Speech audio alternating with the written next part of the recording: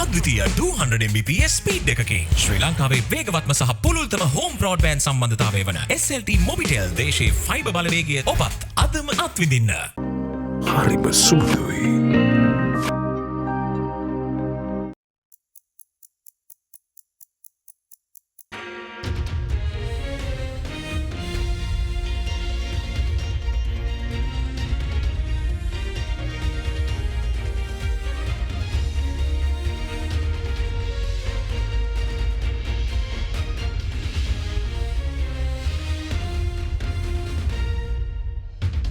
Tonight on First and 9, this Saturday the 29th of April 2023. Nosedive.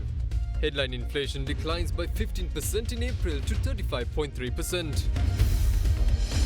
Boosting tourism. Galle Literary Festival to make comeback in January next year. Preliminary discussions held yesterday with President. Ineligible. Over 30% of people in the country receiving Samruddhi are not eligible. Gloomy skies. Meteorology department warns that heavy showers of over 100 millimeters can be expected tomorrow, breaking heat spell. From AdaDerana, this is AdaDerana First at 9 with Andrew Bernard. Live from Studio 24 in Colombo.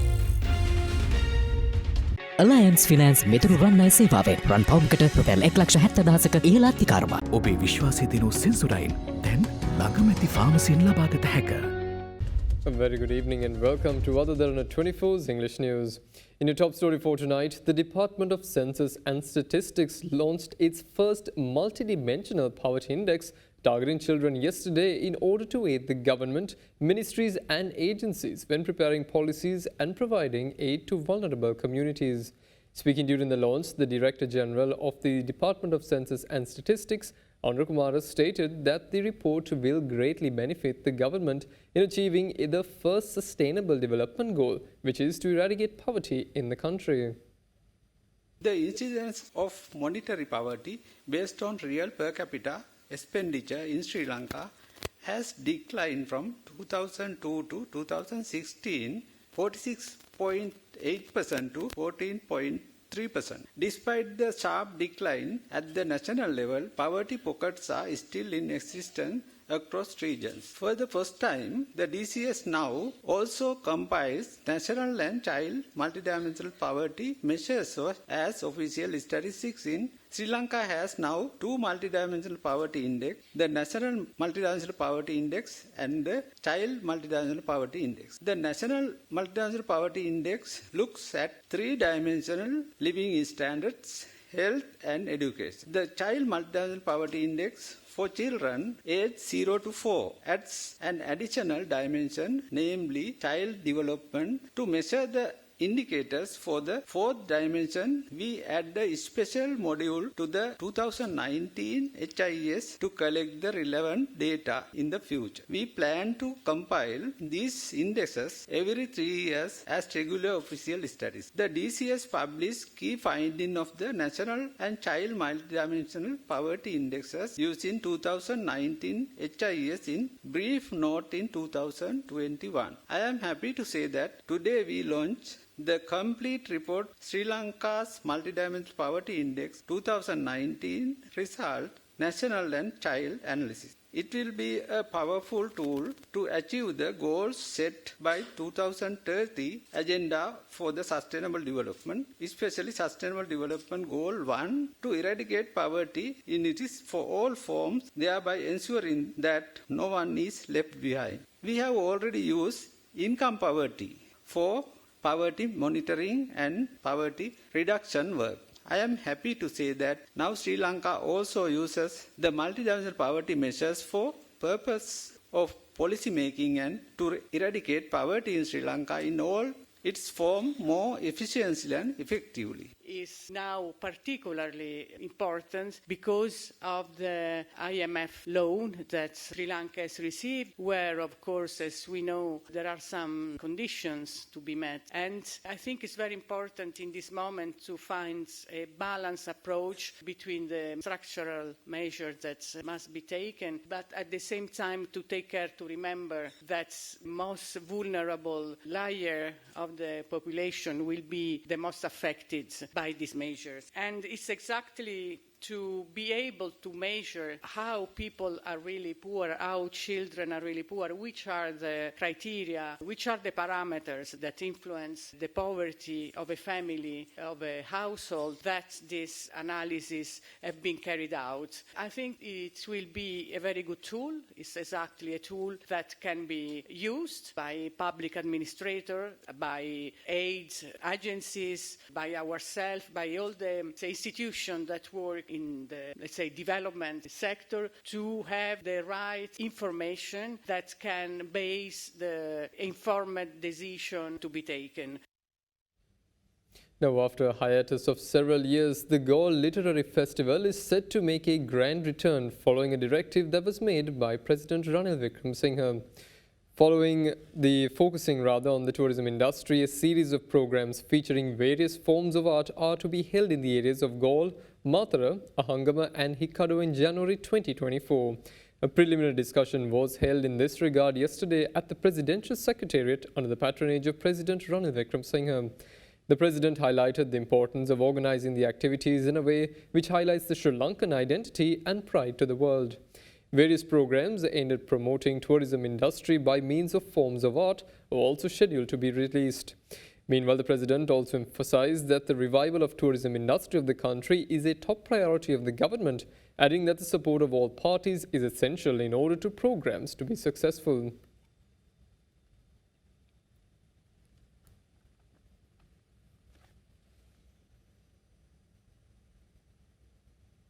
Now, the Committee on Public Accounts states that an investigation carried out by the Department of Samurdhi Development has revealed that 33% of current Samurdhi recipients are not eligible to receive the Samurdhi Fund. During the COPA meeting, COPA member Veera Sumana Veerasekar stated that the necessary steps must be taken to conduct an accurate survey to provide the Samurdhi benefit to those who are in need.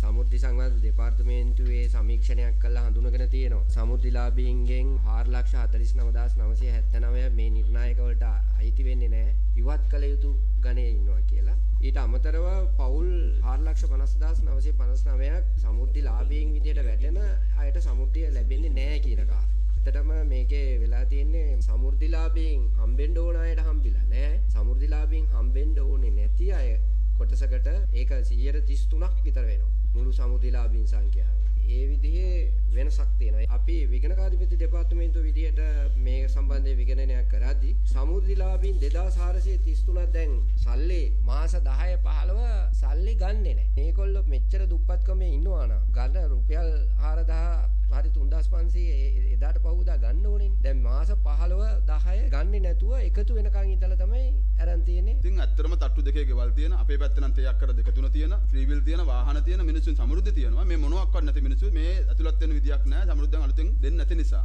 නිවැරදි සමීක්ෂණයක් කරලා සමෘද්ධි ප්‍රතිලාභ ලබා දිය මිනිස්සුන්ට ලබා දෙන්න කටයුතු කරන්න. මොකද 4,49,979ක් ඉවත් කරනකොට 4,50,959ක් බඳව ගන්නවා. මට පේන්නේ ඉවත් කරන ගානට සමාන ගානක් බඳවා ගැනීමක් කරලා මිසක් සමීක්ෂණය හරියට කරපු එකක් නෙවෙයි පේන්නේ. නැත්නම් මේ සමාන ගානක් එන්නේ කොහොමද? දැන් 4,49,979ක් ඉවත් කළ යුතුයි කියලා කිව්වට පස්සේ ඒක ඉවත් කළේ නැත්තේ ඇයි කියන ප්‍රශ්නයක් එනවා. දැන් මෙතෙක් කල ඒ කියන්නේ ඒගොල්ලෝ දුගී භවෙන් තොර වෙලා ඒගොල්ලන්ගේ සහනාධාරය තාම ලැබෙනවා. ඉතින් ඒක ඊටාම අවාසනාවන්ත තත්ත්වයක්.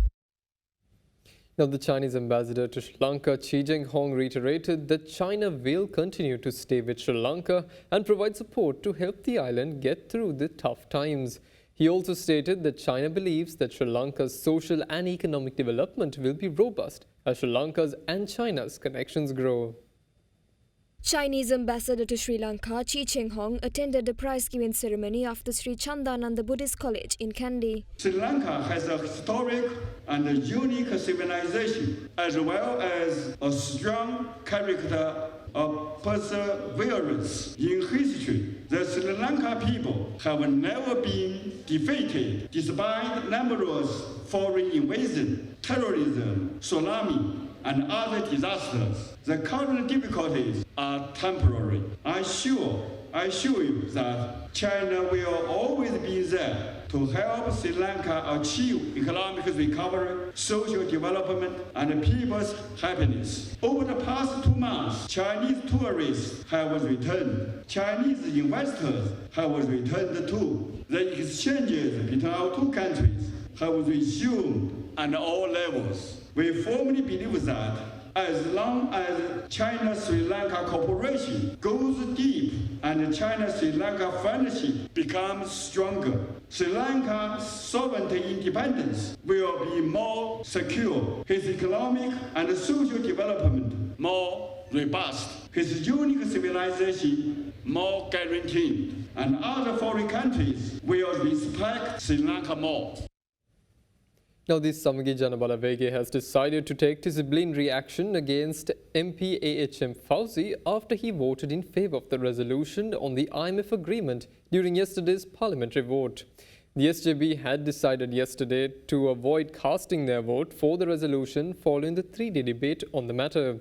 However, MP AHM Fauzi, who came to Parliament to fill up the void caused by the withdrawal of former MP Mujibur Rahman, who is currently contesting as the Mayor of Colombo, also expressed his vote in favour of the proposal.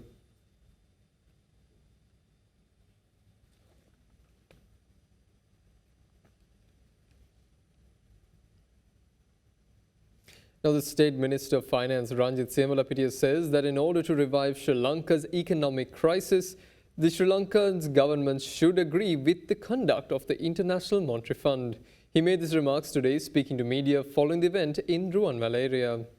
සාමාන්‍යයෙන් මේ IMF එකඟතාවයක් කියන්නේ පාර්ලිමේන්තුවේ කතා කරන්න අවශ්‍ය නැහැ. හරිනම් cabinet මණ්ඩලයට යන්න අවශ්‍යත් නැහැ. IMF එකේ ව්‍යවස්ථාව අනුව මේ සමාජික රටක ගිවිසුම් ගත වෙනවා කියන්නේ ඒ රටේ ඉන්න මුදල් ඇමතිවරයාත් ඒ රටේ ඉන්න මහ බැංකු අධිපතිවරයාත් අත්සන් කරපුවාම ඒ ගිවිසුම සම්මතයි. මේ බොහෝ වෙලාවල් සිද්ධ වෙලා තියෙන්නේ එහෙම තමයි. හැබැයි මේ වෙලාවේ ජනාධිපතිවරයා මේක මීට පෙර දින 3ක් විවාද කරන්න දුන්නා. ආයෙත් දින 3ක් විවාද කළා ඡන්දයක් විමසන්න දුන්නා. ඒ තියෙන්නේ මේ වතාවේ තමයි මේ ඊටාම විනිවිදභාවයෙන් යුතුව මේක යන්නේ. මේක මාස 6න් 6ට ප්‍රගති සමාලෝචනයක් යනවා. ඒ ප්‍රගති සමාලෝචනවලදී අපිට පුළුවන් මේ අපේ රට මුණ දෙන තත්ත්වයන් මේ විපක්ෂය පෙන්වා දෙන කරුණු මේ සියල්ලමත් එක්ක අපිට ගැළපෙන විදිහට කොහොමද මේ අනවශ්‍ය බරක් ඇති නොවෙන්න මේවා ඉදිරියට ගෙනියන්නේ කියන එක කතා කරන්න තමයි විශේෂයෙන් ප්‍රගති සමාලෝචන. මේ අපේ රට ආර්ථික වශයෙන් ගොඩ ගන්න නම් මෙන්න මේ නිර්ණායකයන් අපි රැක ගන්න ඕනේ කියලා අපි කවුරුත් අද පිළි අරන් තියෙනවා. මේ වගේ වෙලාවකත් සමහර අය මේ පාර්ලිමේන්තුවේ മന്ത്രിවරු මේකට විරුද්ධව ඡන්දය පාවිච්චි කිරීම. මොකද මේක මේ වෙලාවේ මේ රට වැටලා තියෙන ආර්ථික ආඝාතයෙන් ඉදිරියට ගෙනියන්න තියෙන එකම මාර්ගය හැම කෙනෙක්ම පිළිගන්නවා. හැබැයි විකල්ප මාර්ගයක් පෙන්වන්නෙත් නැතුව අර පරණ සාම්ප්‍රදායික විදිහට සමහර පිරිසක් මේකට විරුද්ධ වීම ගැන මට විමතියක් තියෙනවා. විපක්ෂය දැන් චෝදනා කරන්නේ ආණ්ඩුව ජනතාව ඉස්සරහා විපක්ෂය අපහසුතාවයට ලක් කිරීමක් කරන්න හදන උත්සාහ කරන්නේ. විපක්ෂයත් තීන්දුව කරන්න ඕනේ ඒගොල්ලෝ දේශපාලනය කරනවද මේ වෙලාවේ නැත්නම් රට ගොඩනගන්න උදව් කරනවද කියලා. අපි විවෘත ආරාධනාවක් ජූලි මාසේ 25 වෙනිදා ඉඳන් කරා. ඒ කියන්නේ ඇමතිකම් අරගෙන එහෙම කරන්න ඕනේ නැහැ. අදහස් දක්වගෙන පිට එක කතා කරගෙන මේ වැඩ කටයුතු කරන්න. Now, the Department of Meteorology today forecasts that heavy showers of about 100 millimeters can be expected in several areas across the country.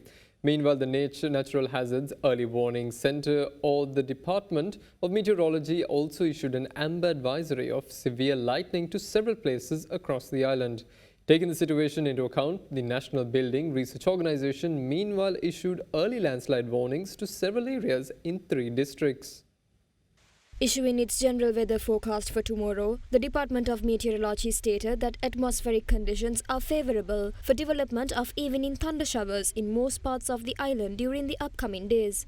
The department further stated that heavy showers of above 100 millimeters are expected at some places in the western, Sabaragamuwa, central, northwestern and southern provinces. According to the Met Department, showers or thunder showers are also expected in the eastern province and in the Mullatif and Hambantota districts during morning hours as well. Meanwhile, the Natural Hazards Early Warning Centre of the Department of Meteorology today issued an amber advisory of severe lightning for several places in the western, Sabaragamuwa, central, northwestern and southern provinces and in the Anuradhapura, Vavuniya, Jaffna, Kilinochchi and Mena districts. The Met Department urged the public to take adequate precautions to minimize damages caused by lightning activity, adding that there may be temporarily localized strong winds during thunder showers accompanied by severe lightning. Taking the prevailing weather condition into account, the National Building Research Organization meanwhile issued an early landslide warning for several places in 3 districts. By considering prevailing rainfall conditions, landslide early warning message has been issued at 4 p.m. is as follows. With that warning level 1 watch, yellow warning was issued to Haldamulla Division Secretary Division Badula District, Udapalata Division Secretary Division Kandy District, Kegol Division Secretary Division Kegol District. In addition to that, the rain occurs in other parts of the hilly areas in the country. The people who live in these areas be vigilant in cut slope failures, and road users also be careful about cut slope failure.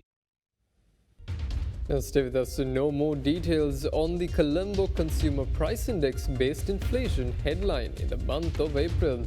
All this and much more coming up right after this short commercial break.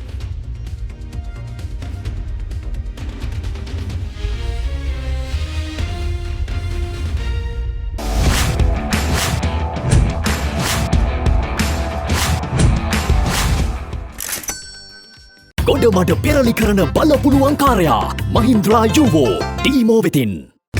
වැඩම ගොඩයි ගොඩම තමයි ස්වරාජ් tractor ටීමෝ වෙතින්. මේ අලුත් අවුරුද්දේ හිත පිරෙන ගනුදෙනුවකට හොඳම තැන හිත ගිය තැන බැංකුව HNB.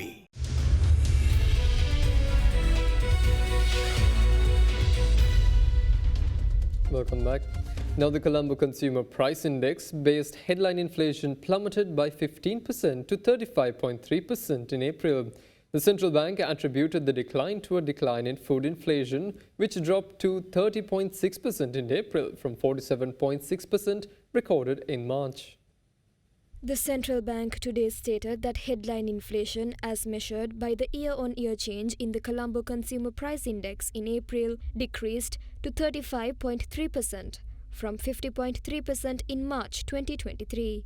The CBSL stated that the lower levels of realized inflation compared to the projections made was mainly due to the higher than expected price decreases observed in volatile food and non-food items. The food inflation decreased to 30.6% in April 2023 from 47.6% in March 2023, while the non-food inflation decreased to 37.6% in April 2023 from 51.7% in March 2023. Monthly change of CCPI recorded at negative 1.39% in April 2023, which is the highest monthly decline recorded so far in the CCPI series. This decrease was mainly due to price decreases observed in the items of non-food category, which was negative 1.37%. Meanwhile, the food category also recorded a monthly decline of 0.02%. The core inflation, which reflects the underlying inflation in the economy, decreased to 27.8% in April 2023 from 39.1% in March 2023. Looking ahead, based on the available information, the anticipated declining trend of inflation is expected to continue through 2023, bringing down the prevailing high inflation towards single-digit levels by late 2023. This disinflation process is supported by subdued aggregate demand owing to tight monetary and fiscal policy measures, normalization of supply conditions both globally and domestically, greater pass-through of lower global commodity prices, along with the favorable statistical base effect. Now, US stocks rallied to a higher close yesterday and benchmark treasury yields dipped at the end of the week, marked by strong earnings, wrapping up a solid month with data confirming inflation is cooling, which could allow the Federal Reserve to raise rates after next week's expected rate hike. Now, Asia-Pacific markets in the meantime largely rose yesterday after the Bank of Japan kept its monetary policy unchanged in the first monetary policy meeting changed by its new governor. The Dow Jones Industrial Average rose by 0.8%, while the S&P 500 index gained 0.83% to end at 4,163.48 points. Meanwhile, the Nasdaq Composite added 0.69%. European shares staged a late session rebound and closed the books on April with a 1.9% monthly advance. The Pan-European Stock 600 index rose 0.56% and MCI's gauge of stocks across the globe gained 0.66%. MCI's broadest index of Asia-Pacific shares outside Japan closed 0.52% higher, while Japan's Nikkei led gains in the region. The Nikkei closed 1.4% higher, while the Topix rose 1.23% to end the day. In Australia, the ASX 200 was up by 0.36%, while the South Korean Kospi inched by 0.23% higher, and the Kosdaq ended 0.83% lower. Meanwhile, Hong Kong's Hang Seng Index climbed 0.43% in its final hour, while the Hang Seng Tech Index jumped 1.12%. In mainland China, the Shang Seng component ticked up 1.08% and the Shanghai Composite rose by 1.14%. And that's all the news we have for you this evening. Join us again tomorrow for the very latest news at the very same time. Tune into our social media pages for the very latest updates. Have a pleasant evening and good night.